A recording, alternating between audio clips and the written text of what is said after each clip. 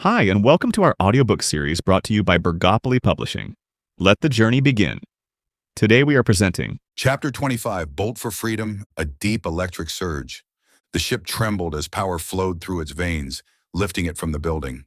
Plasma blasts rained upward from the grounded Clemillians, bouncing harmlessly off the reinforced hull. Ray punched it. The Eagle lurched forward, skimming just above the treetops, dodging two incoming Clemillian combat vehicles descending for a landing. They climbed. Hard. The atmosphere thickened, then thinned.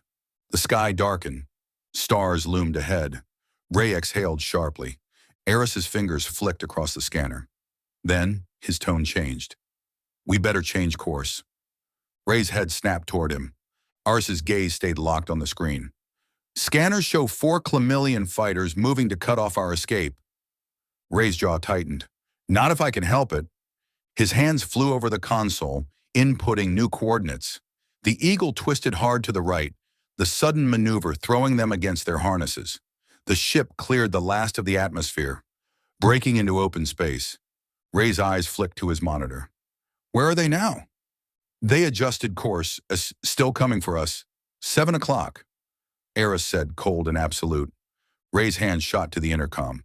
"Max, E1, man your battle stations. We've got enemy fighters inbound at 7 o'clock. Below deck, tension thickened. Everyone sat belted in their seats along the dining area wall. Max and E1 unbuckled immediately, moving with precision. Tom leaned toward Frank, voice low. "What does he mean by battle stations?" Frank barely glanced at him. "We've got gun turrets, one topside, one on the belly." Tom blinked. "This ship has guns?" Frank finally looked at him, a slow smirk. "What? You thought we were just out here sightseeing?" Tom hesitated. I figured this was a cargo ship." Frank let out a dry chuckle. "It is. But those guns? They were put there for blasting asteroids and space junk." Then, a pause, a shift. "We modified them to fight off pirates." Tom stiffened. "Pirates?" Frank's smirk faded slightly. "Yeah. You always have to be on the lookout for pirates when you're out this far." Tom swallowed. He had just now realized something. Space wasn't empty, and danger didn't stop in the skies. A deep, concussive boom.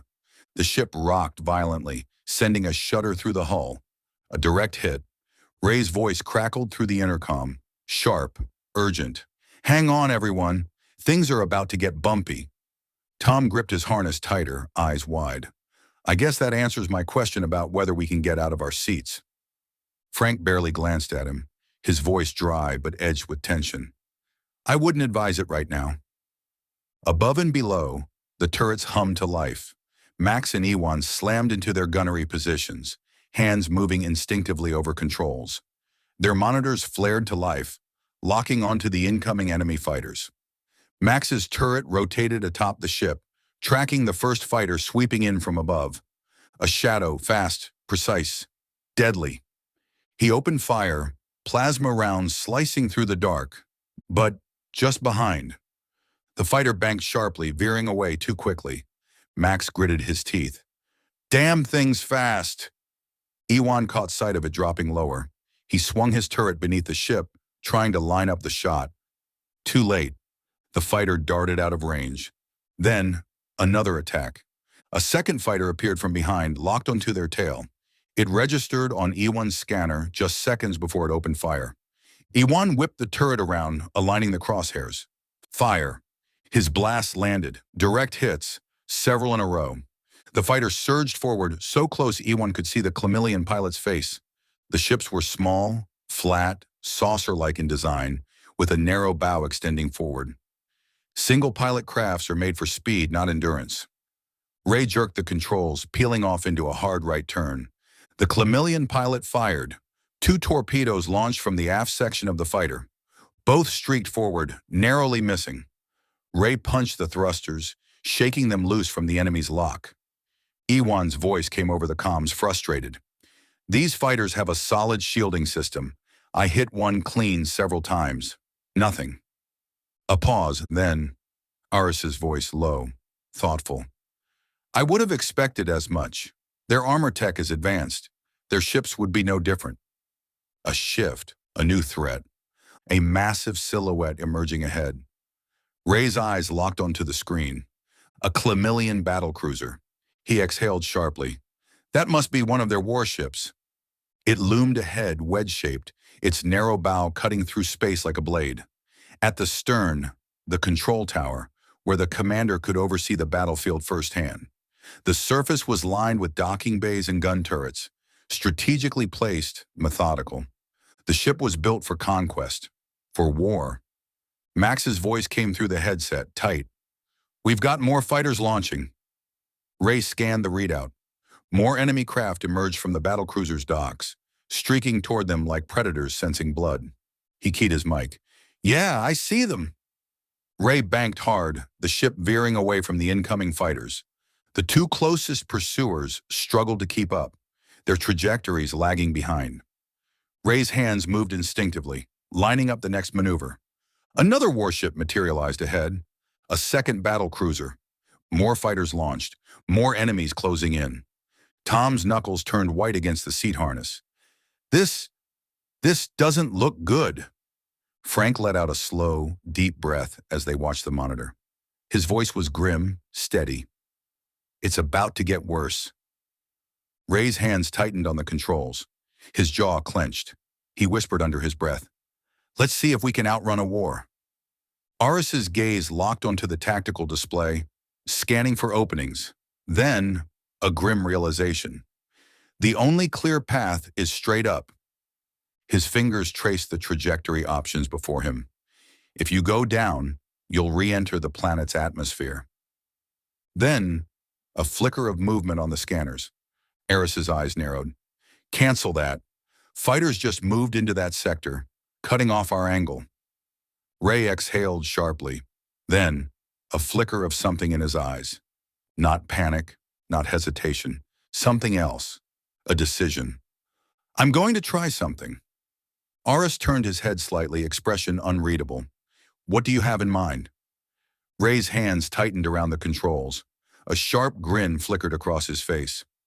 "A good old-fashioned game of chicken." Aris's brow furrowed. "I don't like the sound of that." Ray glanced at him, smirking. "Hey, we've been in tight spots before.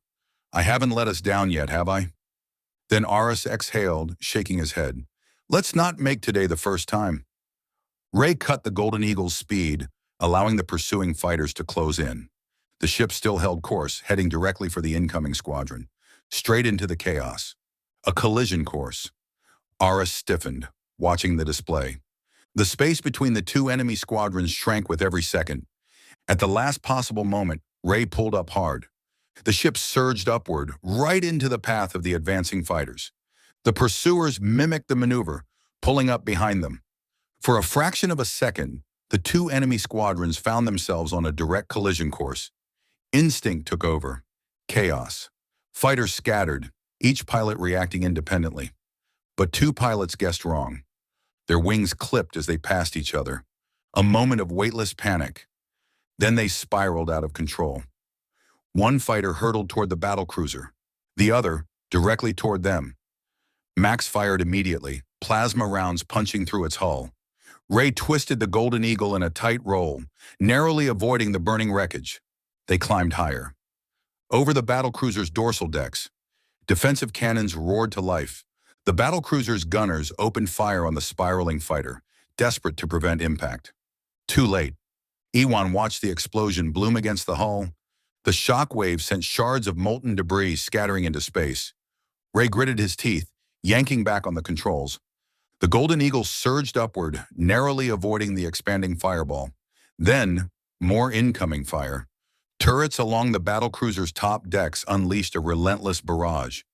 Ray kept them weaving, dodging the brunt of the firepower. Aris's voice came calm, focused, and controlled.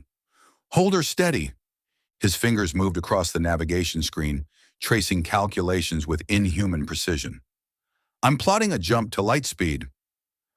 Ray never looked away from the chaos in front of him. "You better hurry." His voice was tight but not panicked. Just a man threading a needle between life and death. "The fighters have regrouped. They're coming back for another pass." Then his eyes flicked toward the battlecruiser. The docking bays opened. More fighters launched. More death bearing down on them. Aris didn't look up. His voice came as cold and precise as the stars beyond. Then we need to be gone before they get here. Aris's fingers moved swiftly, his eyes scanning the navigation interface. Then, confirmation.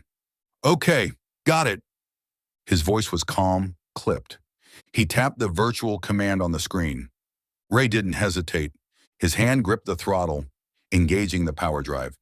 The Golden Eagle surged forward. A brilliant stretch of light consumed them, stars pulling into infinite threads.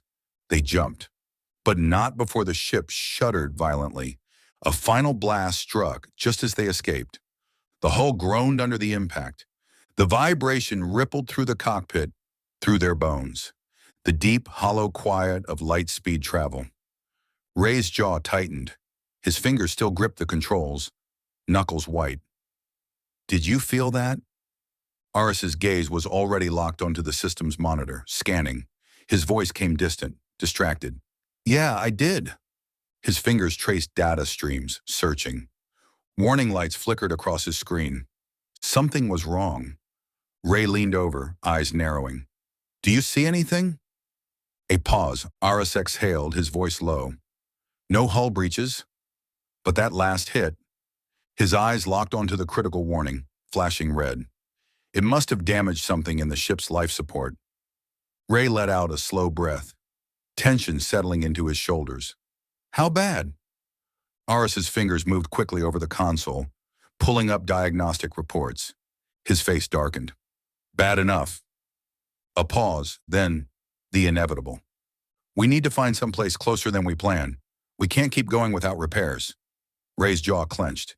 He didn't even need to think about it. He already knew the answer. You know the only place out here is Terrace 5. A heavy silence hung between them. Aris leaned back slightly, his gaze hard. His voice came low, uncertain. Yeah. His fingers tapped against the console absently. Then his eyes lifted, locking onto Ray's. That's what I'm afraid of. And so, the battle for Zephro ends. For now. The scars remain. The questions linger. But hope still flickers in the distance. Thank you for walking this path with us. Through the shadows of war, the weight of sacrifice, and the resilience of those who dare to fight for a future they may never see. This concludes Into the 6th Millennium, the Invasion of Zephro. But the story doesn't end here.